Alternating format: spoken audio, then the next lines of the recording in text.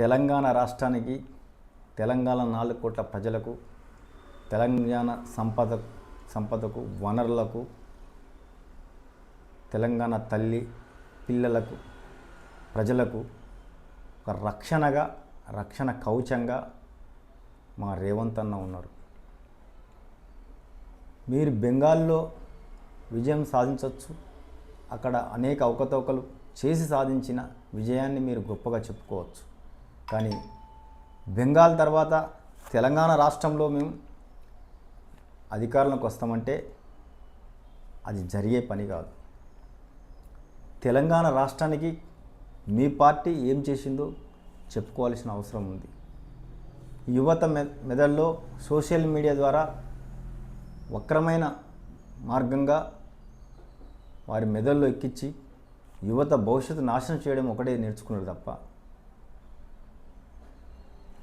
మీరు చేసిన వాగ్దానాలు 2014లో ఈ భారతదేశ ప్రజలకు మీరు ఇచ్చిన వాగ్దానాలు ఏ ఒక్కటైనా నెరవేరిందా అనేది ఫస్ట్ మీరు గుర్తు చేసుకోవాలి.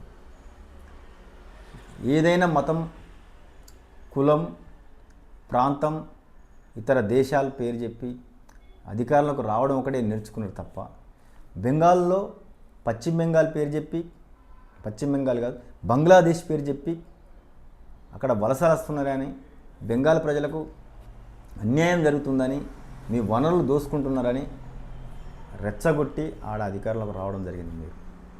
అంతే తప్ప మీ గొప్పతనం ఏం లేదు ఆడ. కానీ తెలంగాణ రాష్ట్రము నిజాం పరిపాలనలో అనేక అవస్థలు పడుతుంటే ఆ రోజు తెలంగాణ రాష్ట్రానికి స్వాతంత్రం తెచ్చి భారతదేశంలో కలిపింది కాంగ్రెస్ పార్టీ, నెహ్రూ గారి ఆధ్వర్యంలో, ప్రధాని నెహ్రూ గారి ఆధ్వర్యంలో. ఇదే తెలంగాణ రాష్ట్రాన్ని ఇచ్చింది కూడా కాంగ్రెస్ పార్టీ. ఇవాళ తెలంగాణ రాష్ట్రం వచ్చిన తర్వాత అప్లమయంగా ఏర్పడి చేసి తెలంగాణ వనరులను, సంపదను దోచుకున్న కుటుంబాన్ని మెడలు వంచి అధికారులకి దించేసి ఇలా ఒక్కొక్క వాగ్దానాన్ని, అనేక అవస్థలున్నా, అప్పులున్నా ప్రజలను కడుపులో పెట్టుకొని చూసుకుంటున్నారు రేవంత్ అన్న, కాంగ్రెస్ పార్టీ ప్రభుత్వం. ఒక్కొక్క కార్యక్రమం, ఒక్కొక్క వాగ్దానం నెరవేర్చుకుంటూ వస్తున్నారు. ఇలాంటి రాష్ట్రం పైన, కాంగ్రెస్ పార్టీ పైన కుట్రతో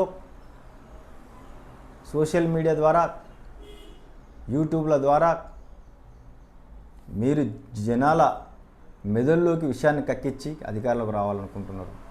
తెలంగాణ రాష్ట్ర ప్రజలు కూడా ఎస్సీ, ఎస్టీ, బీసీ, మైనార్టీ వర్గాలు, హిందూ, ముస్లిం, క్రైస్తవ, జైన మతస్థులు అందరూ కూడా మీ కుట్రలను ఇవాళ తిప్పుకొట్టవలసిన అవసరం ఉంది. ఇలా భారతదేశంలో జంజీ ఉద్యమం జంతర్ మద్దతు చేస్తే ఆ ఉద్యమంలో హిందూ పిల్లలు, ముస్లిం పిల్లలు, సిక్కు పిల్లలు, క్రైస్తవ పిల్లలు, అనేక మతాల పిల్లలు కూడా, బీజేపీ నాయకుల పిల్లలు కూడా ఇవాళ ఆ పోరాటానికి మద్దతు ఇచ్చింది. ఇది కదా మీ పైన తిరుగుబాటు, మీరు చేసిన వాగ్దానాలు నెరవేర్చలేదని ఇవాళ భారతదేశం మొత్తం కూడా వస్తుంది. ఏమైనా ఉంటే మీ ప్రధాని అర్ధరాత్రి సోషల్ మీడియా ద్వారా, ఇన్స్టాగ్రామ్లో మాట్లాడుతుండే తప్ప మీడియా ద్వారా ప్రజల మధ్యలోకి వచ్చి ప్రెస్ కాన్ఫరెన్స్ పెట్టి మాట్లాడిన సందర్భం లేదు ఇప్పటి వరకు. కాబట్టి ఇది పశ్చిమ బెంగాల్ కాదు, దాని పక్కన బంగ్లాదేశ్ లేదు. ఇది ముమ్మాటికి తెలంగాణ రాష్ట్రం, దీని రక్షణ బాధ్యత రేవంత్ అన్నది, కాంగ్రెస్ పార్టీదే. ఇక్కడ బీజేపీ పప్పులు ఉడకవు, అది గుర్తు జరిగి వసులుకోవాలని మేము కోరుచున్నాం.